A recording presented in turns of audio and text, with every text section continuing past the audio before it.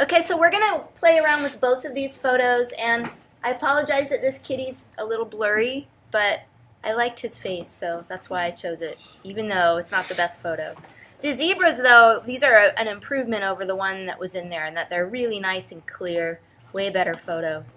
So we're gonna use the color replacement brush, and that is the fourth tool down on the right side. You hold down, and then the tools will pop up. And we're using color replacement tool, the third one down. So you're not using the brush tool or pencil or mixer brush, all right? Be sure you choose color replacement. When we're working with that one, it works best with a harder brush. So make your brush hard, and then be sure you're in color mode, and you want the very first sampling option chosen, continuous. And what continuous does is it will continuously sample what your cursor goes over, and then it will allow you to paint over it. For limit, set it to find edges. And tolerance, I would say around 30 or 40 is pretty good. Your tolerance is the amount of different colors that your brush picks up. If it's not coloring very well, then you can always raise that up. Or if it's grabbing too much, you can lower that. So I would work, with your image as large as you can. Command 0 will fit it on the screen big. And when you work with this tool, you can adjust the brush size. In the center of the tool, there's a little cross.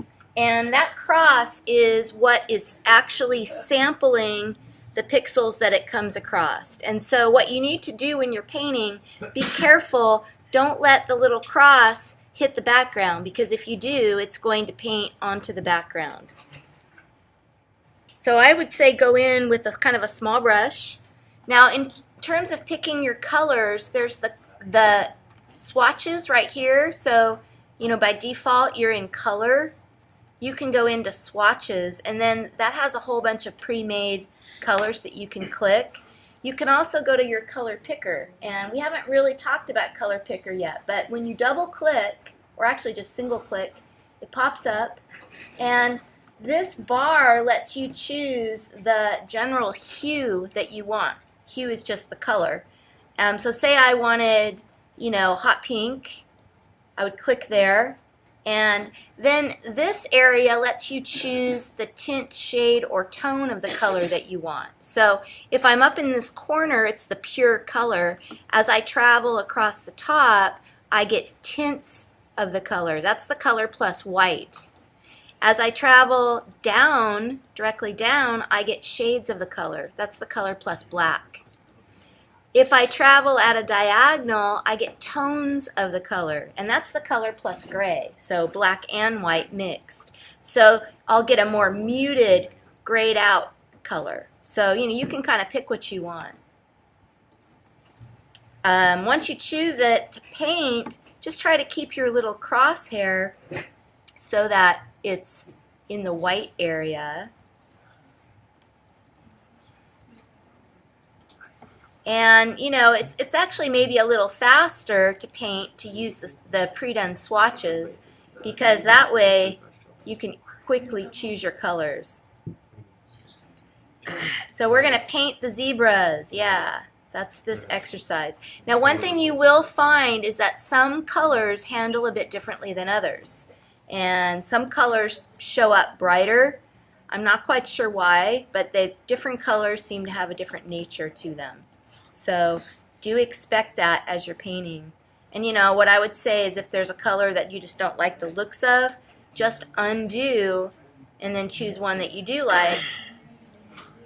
But play around with these guys and come up with some kind of a fun paint scheme for them.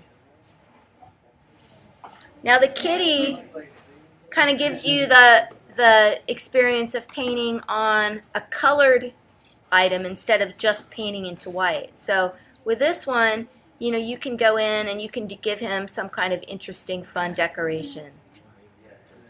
So have fun with him, make him silly. We're going to spend the whole period painting him, Yeah, I expect you to paint both.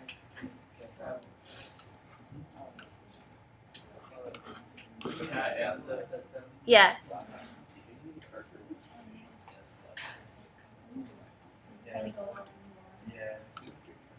So just remember, keep that crosshair where you don't, where it doesn't touch background, and then you'll be fine with it. Once you do a color, you can always go back over it with a new color if you want to. It doesn't really blend though, it just covers, unfortunately. There are different modes here. There's color, hue, saturation, luminosity. Hue also will throw color down. It's kind of paler.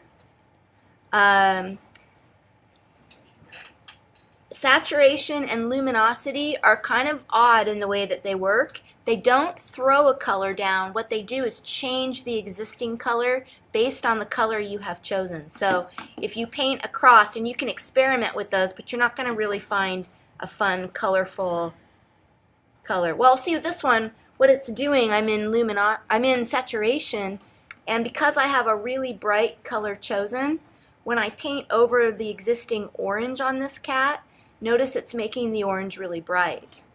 If I chose a color that wasn't saturated, that was, more palish, let's get one that's really grayed out, it should go in, and as I paint, it should reduce. Yeah, see how it's bringing this to gray now? So that's how that tool works. So it really relates to whatever color you have chosen, but it's only going to work with the existing colors that are already on the cat. So I could paint into what I've already painted, and notice it's bringing that to gray. Remember, your history panel is your friend on this. So if you mess up and do stuff that looks bad, just undo. Do it fairly quickly though, or you'll have gone too far to go back in time.